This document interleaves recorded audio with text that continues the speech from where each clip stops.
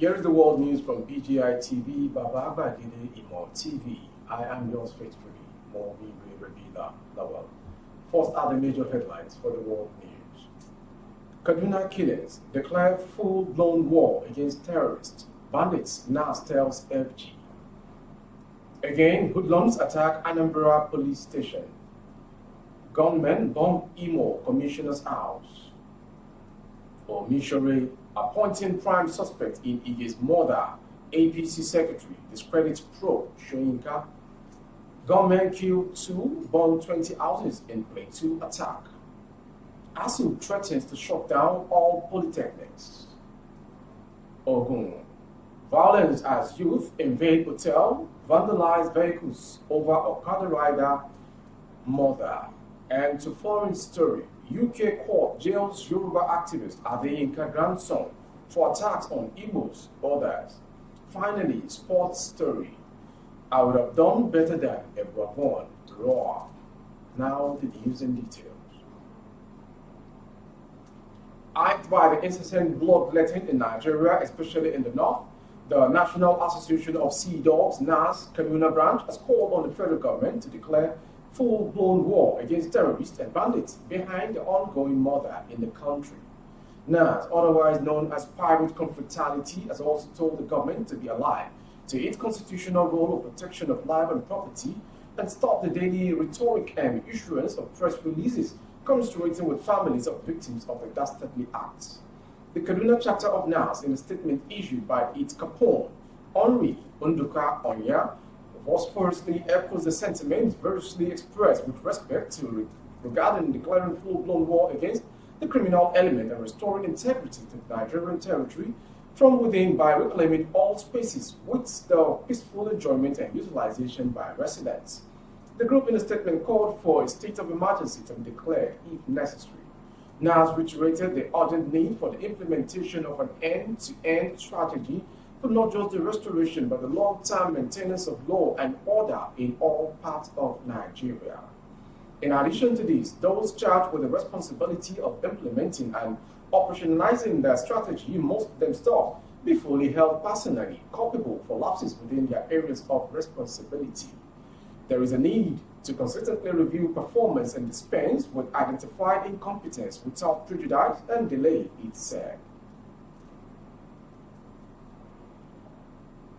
Hoodlums have attacked the Amici Divisional Police Headquarters in Nnewi South, local government area of Anambra State. The State Police Public Relations Officer, DSP Tochukwu Ikenga, confirmed the incident to newsmen on Friday. The attack came barely 24 hours after the administrative headquarters of the same LGA was attacked, leaving one person dead. The reason for the Friday attack, however, remained unknown. The police station was still undergoing reconstruction as it was among the stations attacked during the 2020 EndSARS protests. The force PPRO, however, noted that there was no casualty recorded in the assault and that a team of personnel had been drafted to the area to ensure calm and safety.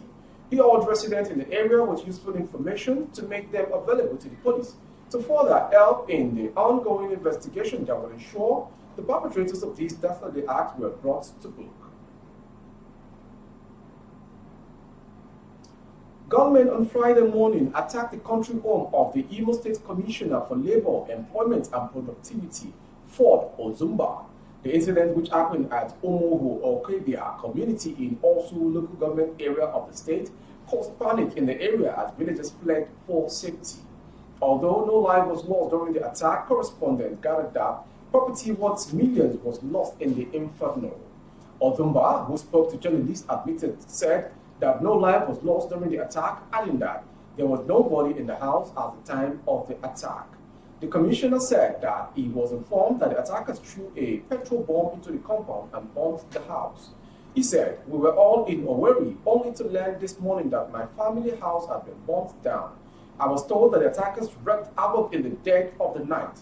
They threw a petrol bomb into the compound. What a sad day. My family compound in my village has been razed down by hoodlums last night," he said.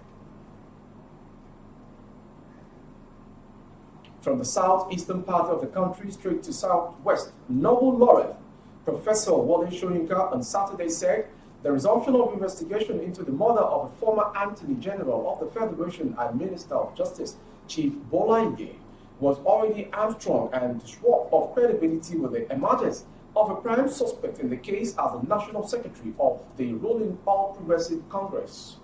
The playwright expressed the view in a statement on Saturday titled, "Perhaps closed files should remain just that closed." He said, with the emergence of the said prime suspect as National Secretary of the ruling party, is the Inspector General of Police equipped to confront political obstacles in a resumption of investigation? Is there any guarantee that the result will see the light of the day? Is there any guarantee our suspects ab initio will be the conclusions given the present political ordering?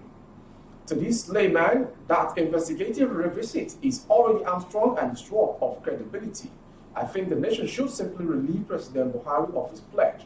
I am certain the Inspector General of Police will be equally relieved and can now turn his mind and energy to the national accustomed posture, business as usual. Nobel laureate concluded.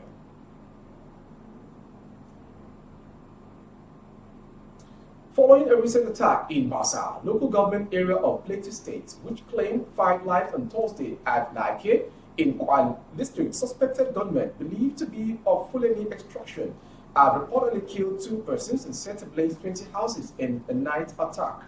The local government in recent times have been the target of attacks by gunmen who engage in massive destruction of farmland and crops put at 500 million naira. However, the state chapter of Miyetti Allah Cattle Breeders Association, Gunm, has also accused the native of poisoning their cattle, which they claim led to the death of 90 cows. The national president, Iriway Development Association IDA, Prince Robert Ashi, on Friday disclosed that 2 people were gunned down by killer herdsmen and 20 houses burnt in a midnight raid by the gunmen suspected to be Fulani herdsmen.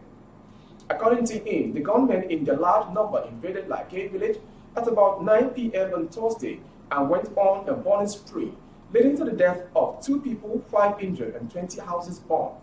His words, the people of the village had retired to bed when the gunmen attacked the village at about 9:45 p.m. They killed 2 people, burned down 20 houses, and injured 5 persons. It is unfortunate that this kind of attack can take place when security men are trying to halt the orgy of killings in Irigwe land. Those who carried out this attack are still walking around. Many of them are on top of the hills around us, but I don't know why it is difficult for the security agencies to dislodge them. He therefore appealed to both the government and security agencies to come to the aid of the Irigwe community.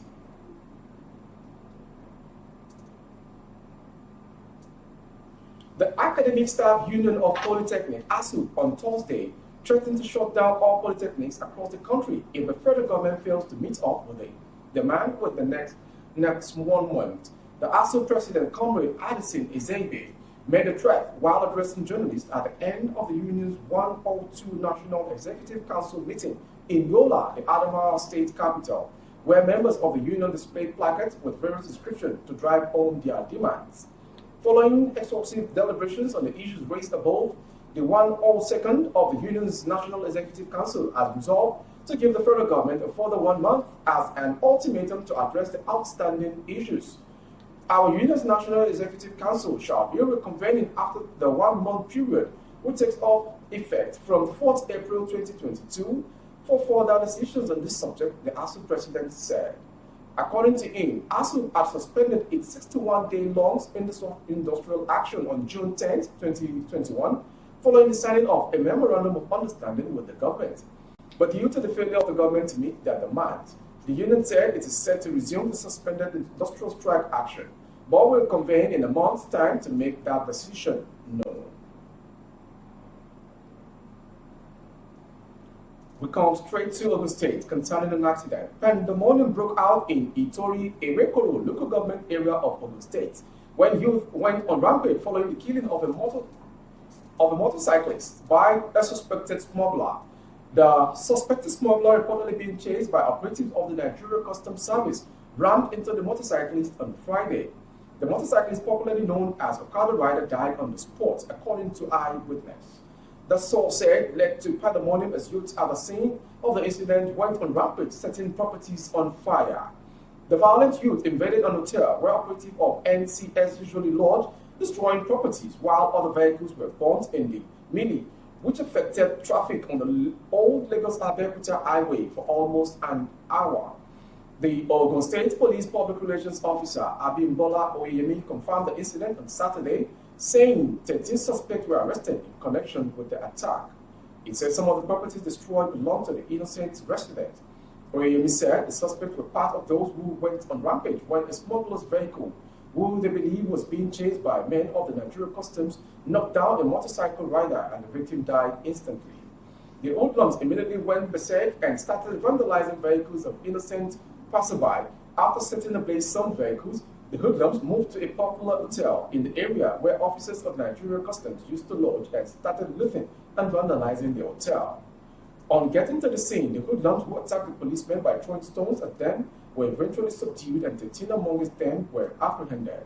The Commissioner of Police who was at the scene for on-the-spot assessment has vowed to make example of those arrested, for others to know that it is barbaric to take laws into one's hand. He therefore directed that others who took part in the dastardly act must be hunted and brought to book. You are watching the World News from BGI TV. Still to come is a foreign and sports story. A Nigerian based in West London has been jailed for 4.5 years for posting inflammatory messages encouraging violence in Nigeria. 45 years old H0USE of H0USE in Notting Hill was sentenced by the South All Crown Court after he was twice arrested over the offense. H0USE first came to the attention of counter-terror police in March 2019 after members of the public tipped them off about his post believed to have targeted particular ethnic groups in Nigeria. The messages posted by accounts under the name Adeyinka Grandson were assessed by a specialist group of officers in the Met's Counter-Terrorism Internet Referral Unit, CTIRU. They found a post which had commentary encouraging attacks against certain ethnic groups were in potential breach of law and launched a probe. He was first arrested at his home address in August 2019, with officers searching through properties linked to him and seizing various digital evidences. H0USE was initially charged with 6 counts of inciting racial hatred, but was released on bail with a condition not to post any more social media posts which were threatening, abusive, or insulting to any ethnic groups. But he was later rearrested after he flouted his bail conditions to make more of the posts. Consequently, 2 more inciting racial hatred charges were added. And finally, sports story. Former Super Eagles coach Jan Otuor has urged the Sport Ministry to probe the Nigerian Football Federation for Super Eagles' inability to qualify for the Qatar 2022 World Cup. Punch Sports Extra report. The Eagles were eliminated on the away goals rule following a 1-1 draw with Ghana in Abuja in the second leg of their playoff on Tuesday. The 68-year-old, who was disengaged by the NFL last December in an acrimonious circumstance after a record-setting 5 years, 4 months, and 10 days in charge of the 3 times African champions, also queried why he was sacked last December. He was replaced by Austin Eguavon, who recorded 4 wins against Cotton Sports Garou, Egypt, Sudan, and Guinea-Bissau, 2 draws against Ghana in the World Cup playoff, and a defeat to Tunisia at the 2021 AFCON round of 16. In the 3 months he was in charge of the team. Prior to his sack, the Franco-German qualified the Super Eagles for the 2018 World Cup in Russia, as well as 2 consecutive Africa Cup of Nations in 2019 Egypt and 2021 Cameroon, respectively. It was a big disappointment that the Team Eagles could not qualify, Raw told Sports Extra. That was the world news from BGI TV, but before we go, a quick recap of the headlines once again. Kaduna killings declare full-blown war against terrorists, bandit now tells FG. Again, hoodlums attack Anambra police station. Gunmen bomb Imo commissioner's house. Omisore appointing prime suspect in Igi's murder, APC secretary, discredits probe Shoyinka. Gunmen killed 2, burn 20 houses in Plateau attack. We also brought to you, H0USE threatens to shut down all polytechnics. Ogun. Violence as youth invade hotel, vandalize vehicles over Okada rider murder.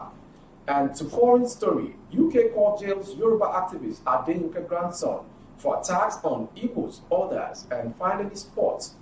I would have done better than Ebovon Raw. Thank you for watching. For more updates on YouTube, the handle is Babagede Imo TV. Kindly subscribe and click on the notification bell. Select option all to access our broadcast. On Facebook, Bagede Imo with Alawiye Adebayo. Please like and follow the page to enjoy the broadcast as well. On Instagram, Bagede Imo _22. For advert placement of your goods and services, coverage of events and functions, both outdoor, the phone number streaming on your screen is the direct line to call strictly for advert placements. Thank you for watching. I am Moriwe Rebina Lawal.